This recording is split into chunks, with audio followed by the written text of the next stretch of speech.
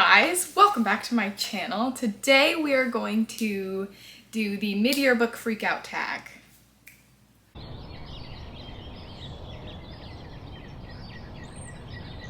I'd love for you guys to answer some or all of the questions down below, whichever ones move you. But without further ado, let's jump into the questions. The first question is, how is your reading going? That's a very nice question, a nice segue into all the other questions. My reading this year is going much better than last year, where I feel like last year I didn't have great quantity and I didn't have necessarily great quality in what I was reading. There was definitely some things here and there, like a few books that made my best books of the year list last year, which were great.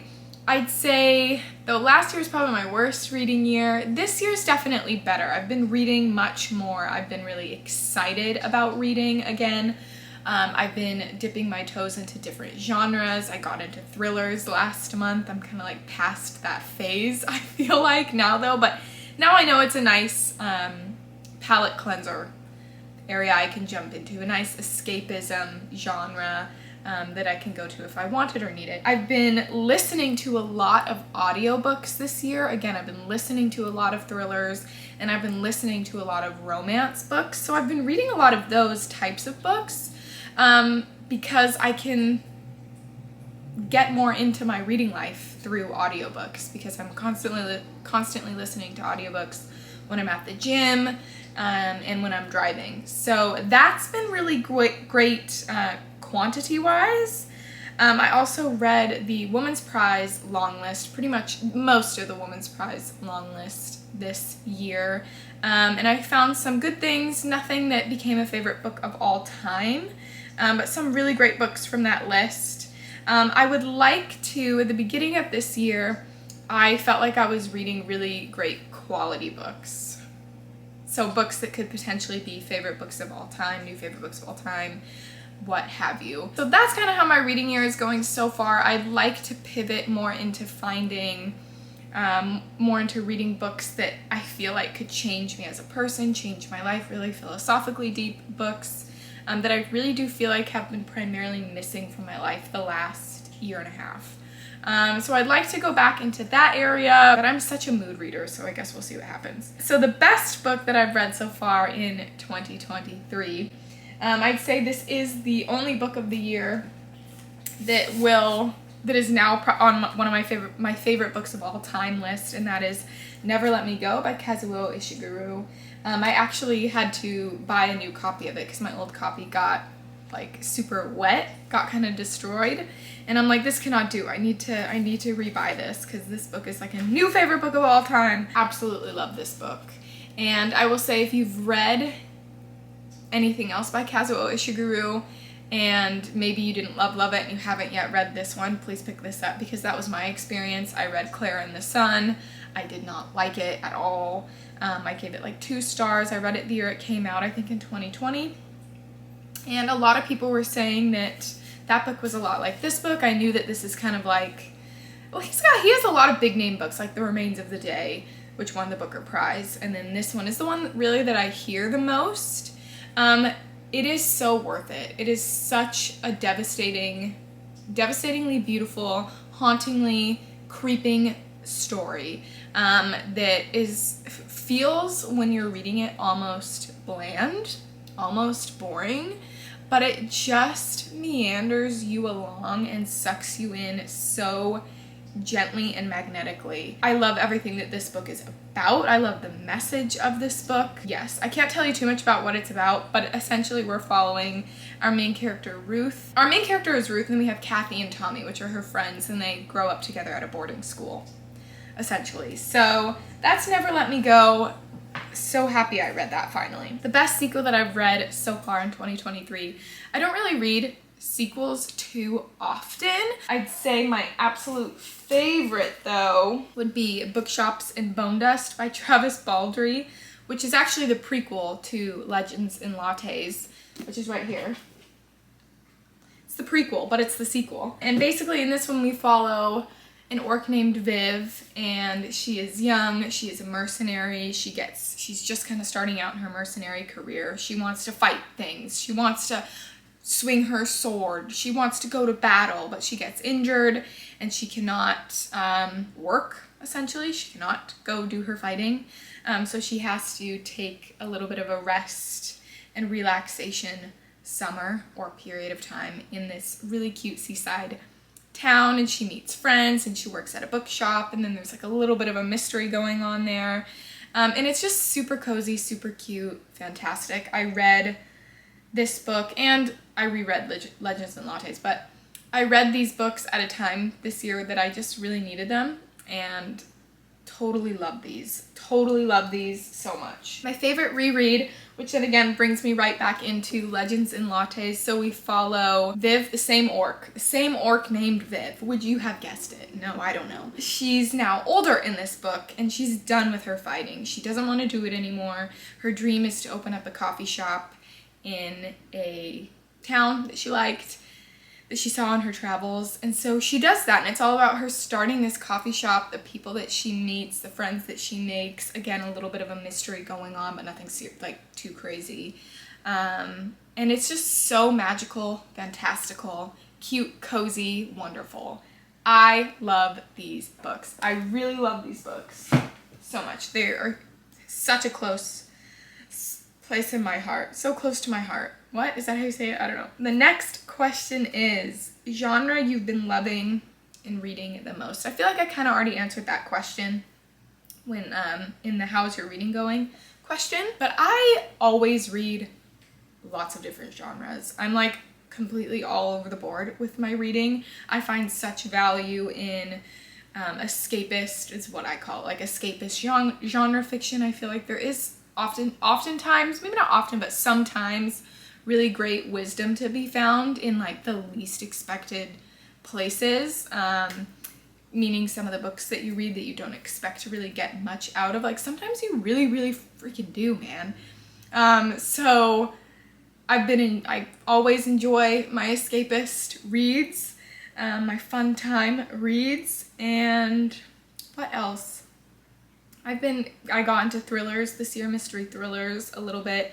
I don't think that, like, the more I started reading, like, the more thrillers I started reading, it became, like, extremely boring to me, actually, because they all follow, like, a very similar pattern, and they're so easy to predict, even if you don't, and I say that, but, like, even if you don't predict, like, the specific actual thing that happens, like, you know, at this time, something's gonna be revealed to you, and you kind of have a general idea of, like, who the person could be, or the group, like a few people that it could be, and it usually always is. So I feel like I'm kind of over them right now, but maybe that's just because I literally just read like 15 of them like very quickly in a month, you know? I've been reading a lot of romance this year, again, via audio, some physically. Have I read any physically? Mostly via audio. I don't think I've read any physically yet. That's been great. Lots of different things. I'd like to get back into more like modern classics, classic reading. That's what I'd like to get into. So yeah, new release you haven't read yet, but want to. And my answer for that also kind of ties into my last answer, is Funny Story by Emily Henry. I do really like Emily Henry, and I feel like she is a contemporary romance author that I feel like is really great at what she's doing. And I feel like sometimes in her books are like, you can find really beautiful, moving messages in here. So I feel like she really is, she and Abby Jimenez, okay, which we'll get to probably soon in the next couple questions, are absolutely the best in the contemporary romance game. Like, I'm not even kidding. I think for any type of reader, well, you'd have to be at least mildly interested in romance, of course, but like for any type of reader, I feel like you could enjoy these and get something out of them and respect them. I feel like they're just really great stories. So I can't wait to read Funny Story, and this is one I actually have physically, and I won't listen to it. Yeah, I loved Happy Place last year. Happy Place was one of my favorite books that I read last year, and I feel like she just keeps getting better, so I can't wait for that. Most anticipated release for the second half of the year. And I don't know what I'm doing with my hands, but I feel like I have to Most anticipated release for the second half of that year. I don't know. Yeah, most anticipated release is definitely going to be the new Sally Rooney book. Okay, that's what everybody's answering for this question, and I'm on the bandwagon. I can't wait for it. I really can't wait for it. I don't think Sally Rooney's like the greatest writer ever, but I love Normal People. I think she definitely has a voice, you know? You can tell it's a Sally Rooney book, and I respect it. I loved Normal People so much. I'd say that's another one of my favorite books. I didn't love Conversations with Friends, and I really hated the TV show Conversations with Friends. I loved the Normal People TV show. Okay, I loved it. Beautiful World, Where Are You? I really liked it. But yeah, I didn't love Conversations with Friends. But I can't wait for her new book, Intermezzo. I can't wait for it. And it's, again, probably about a group of millennials living their life, sleeping with each other, thinking about things, having feelings, talking mildly about politics, and also the politics of their interpersonal relationships. You know what I'm saying? Can't wait for it. Also, and I need to look it up on my phone, but another book that I'm really excited for is, I think it's called There Are Rivers in the Sky, and it's by Elif Shafak. I have read one book by Elif Shafak so far. It was The Island of Missing Trees, and I read it when it was longlisted for the Women's Prize. I think it was longlisted in 2020. That's the year I'm gonna guess, maybe 2021. I really liked it. I think she's a beautiful writer. I think she's almost a saccharine writer, so you have to have the taste for that, at least in that book I noticed. Again, I haven't read any of her other works, but I'm really interested in reading 10 minutes and 38 seconds in This Strange World, which is about, I think she's like a prostitute and she died, or she was murdered, and it's her, she's already been left for dead, like she's dying, and it's her brain reliving her life in this time right before she dies. That sounds great. I've heard nothing but good things about that. That came out a while ago though, but yeah, I can't wait for There Are Rivers in the Sky. Let's read what it's about together, because I pre-ordered it. I also pre-ordered Intermezzo. There Are Rivers in the Sky the synopsis is, in the ancient city of Nineveh, on the bank of the river Tigris, King Ashurbanipal of Mesopotamia, erudite but ruthless, built a great library that would crumble with the end of his reign. From its ruins, however, emerged a poem, the Epic of Gilgamesh, that would infuse the existence of two rivers and bind together three lives. In 1840 London, Arthur is born beside the stinking sewage-filled river Thames, with an abusive alcoholic father and a mentally ill mother. Arthur's only chance of escaping destitution is his brilliant memory. When his gift earns him a spot as an apprentice at a leading publisher, Arthur's world opens up far beyond the slums, and one book in particular catches his interest, Nineveh and its Remains. In 2014, Turkey, Naren, a 10-year-old Yazidi girl, is diagnosed with a rare disorder that will soon cause her to go deaf. Before that happens, her grandmother is determined to baptize her in a sacred Iraqi temple. But with the rising presence of ISIS and the destruction of the family's ancestral lands along the Tigris, Naren is running out of time. In 2018 London, the newly divorced Zulika, a hydrologist, moves into a houseboat on the Thames to escape her husband. Orphaned and raised by her wealthy uncle, Zulika had made the decision to take her own life in 1 month, until a curious book about her homeland changes everything. It's intertwining these stories with the water that they're surrounded by. I think that sounds really beautiful, and I can't wait to read it. Biggest disappointment. This one hurts. I have three, and I'm not gonna hold back. So the first that I'm going to say The Honey Witch, and I totally forget the name of the author, but The Honey Witch, I think it's by Sydney J. Shields. Let me look that up. Absolute, I'm not going to hold back, because in the vlog that I read that in, I was being really nice about it because I felt really bad. But that is genuinely the worst book I have ever read. Like, I don't even know how that book got published. I genuinely don't. I think the ideas were there, like the magical island. I was so excited to read it because I pre-ordered it. I was so excited to read it. I've since gotten rid of it.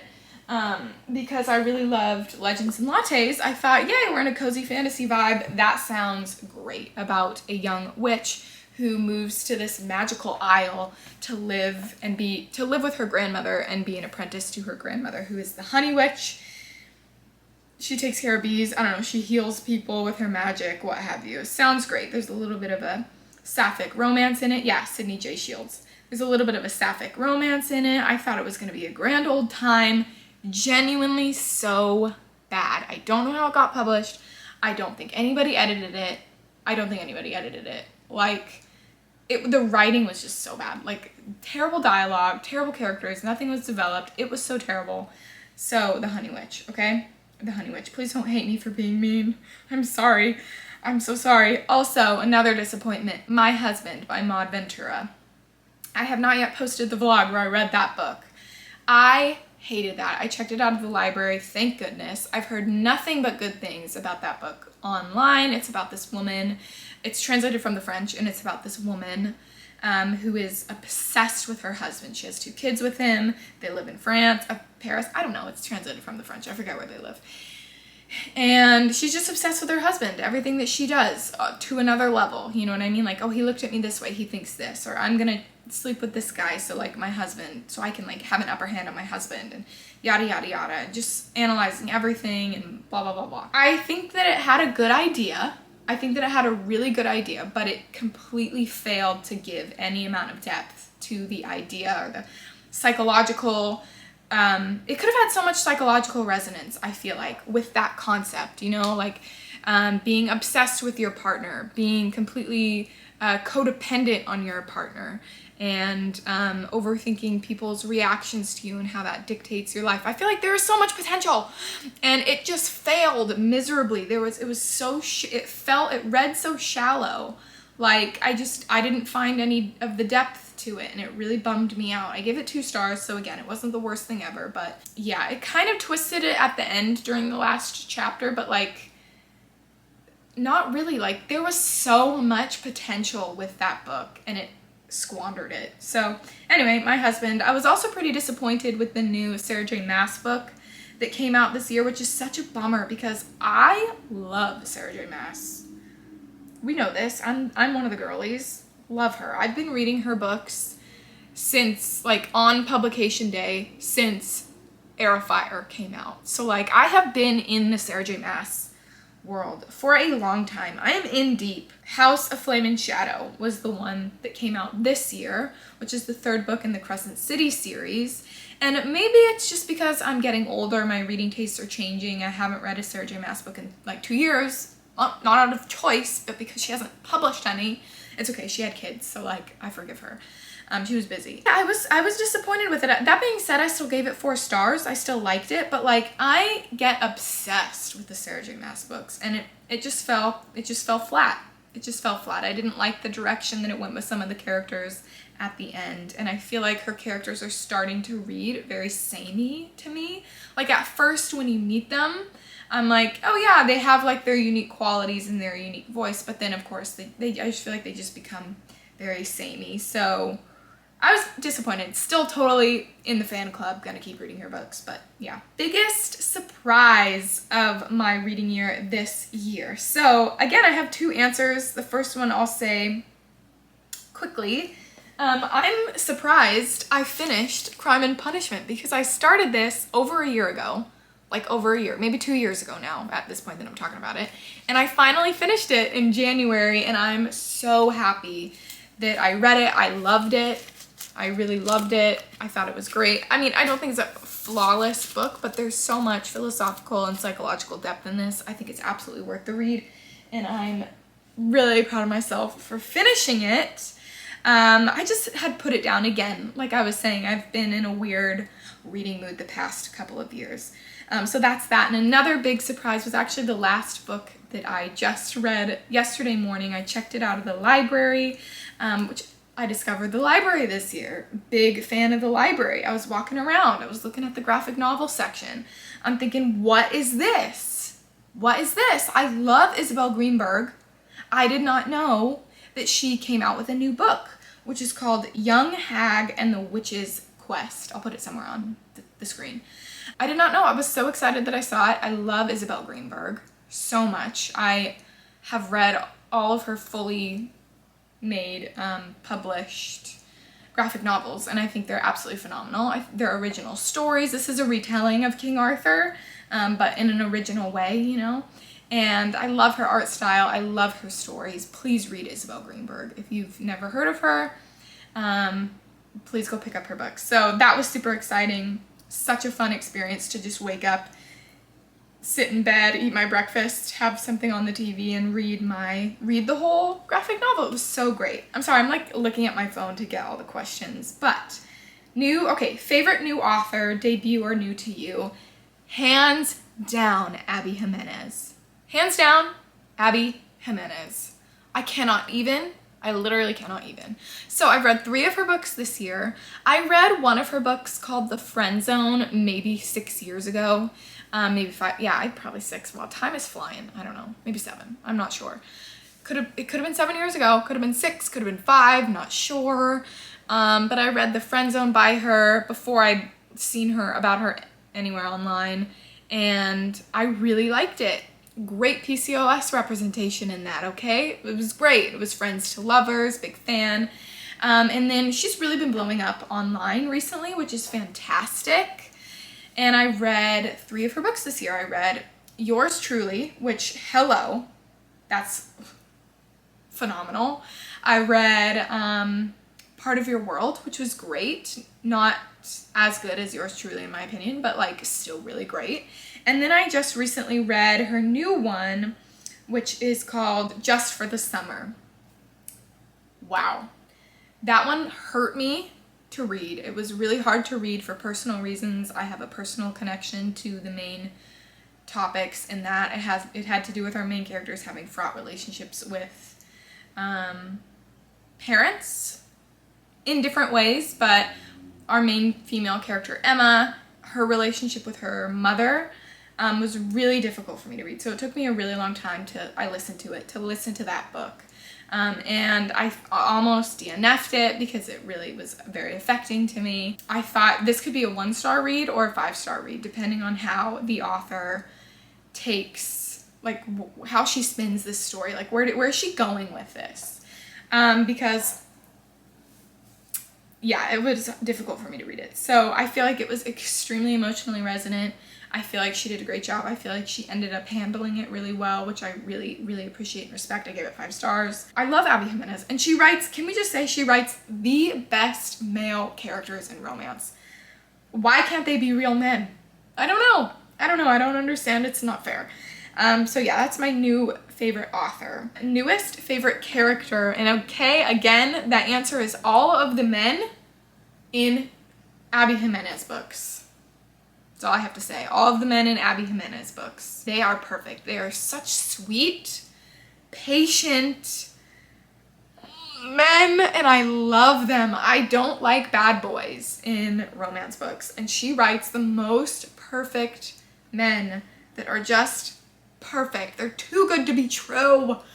Oh my gosh, I love them. On the flip side of that, my favorite female characters are like the really snarky, you probably need to see a therapist kind of female characters. Example being I just recently read Darling Girls by Sally Hepworth, and Nora. I really liked Nora for some reason. She was just like, she needed therapy for sure, but I really respected her snarkiness and her tough attitude. I really liked it. So I'm not saying she's a new favorite character of all time, but I'm giving you an idea of like female characters that I like. Book that made me cry. Easy Answer, Soldier Sailor by Claire Kilroy. That I read because it was longlisted for the Women's Prize. It's about a woman who just had a baby, so about postpartum depression. It's her first baby. She has a husband. He's going to work. He's living his life. She's living her life. It's super stream of consciousness, which I love. I love because you're just in the head of the character and you're spiraling with her and you're feeling all of her feelings with her and you're just seeing the little snapshots, the simple moments of her day. You're feeling her thoughts And I can't even begin to tell you how much that book made me cry. I mean, like, I was ugly crying at the end, sobbing, because it made me feel, I'm gonna cry again, no I'm not, keep it together, keep it together. It made me think many things. First of all, I am a female who has a uterus, who hopes to one day be a mother. I've always wanted to be a mother. Not yet, but one day. So there's that element to it. First of all, it just feels like frightening. Like, the concept of it, like, it's frightening. What happens to your body, what happens to your life, what happens to your relationships, what happens to yourself, what happens to your relationship with yourself and the world. It just feels like, I'm glad books like that exist so people can, like, make more informed decisions about their lives, you know? It was terrifying to read that book for me because I don't want to feel that way. It also made me feel so appreciative of my mother and, like, the relationship that I have with my mother. And when you have a good mother and, like, a present mother, is what I mean, someone who's, like, really cares about you and shows it and all those things in their own ways and what have you. Like, everyone's just doing their best. Everyone's doing this. Everyone's doing their best. Everyone's on Earth for the first time. Yeah, it's making me cry again. That book really got me. That book really got me. Oh man, I gotta move on. Book that made you happy. So, a book that made me happy this year. I want to give the same answer because I thought about this question for a while and I could not think of anything. Book that made me happy. So I'm gonna repeat. Legends and Lattes and Bookshops and Bone Dust definitely made me the happiest this year, okay? I already told you what they're about. I think they're great. It was what I needed when I read it. So yeah. Okay, and the most beautiful book that I bought so far this year, Prophet Song by Paul Lynch, which this one won the Booker Prize last year. I think it's beautiful. I love book covers that are, like, generally black and white with one other color. And this is kind of black and white with one other color. So yeah, I really like it. The geometric shapes, it's cool. Another book that I got this year that I think is just a beautiful piece is Thunderclap by Laura Cumming, a memoir of art and life and sudden death. Maybe not the cover, but if you could feel this, it's like, it feels like a heavy coffee table book, and the pages are like those really thick, glossy art book pages, which makes sense because this is a book about Dutch art. So yeah, this is another one of the, I'd say, most beautiful books that I've gotten this year. What books do you need to read by the end of the year? So many. At the beginning of the year, I posted a 2024 TBR that had like 12 books on it, which, I mean, I'm still only halfway through the year. I've read a few books on that list. I just have to kind of get back to it. So all of those books, I'll link the video down below. I think the next book that I'm planning on picking up would be a Toni Morrison book. So probably Sula by Toni Morrison because it's short, or Beloved I have here on my desk. I really need to get to Toni Morrison. She's also on my 2024 TBR, so probably something like that. I've been really interested in following along with the World Tour book club that Emma from the channel Emmy is doing, so I'd like to keep up with the books on that book club reading list. Also, the Game of Tomes books, I've been enjoying reading them if I haven't already read them, you know, so following along with those things, my own personal TBR. Yeah, that's my answer. Yeah, so those are pretty much all of the questions. Thank you so much for watching. Again, I would love it if you guys answered any or all of these questions down below in the comments. I'd really especially love to know what everyone's favorite book is of the year so far. Also, biggest disappointment, because I feel like that's very telling. Again, thanks so much for watching. I hope you have a great rest of your day, and goodbye.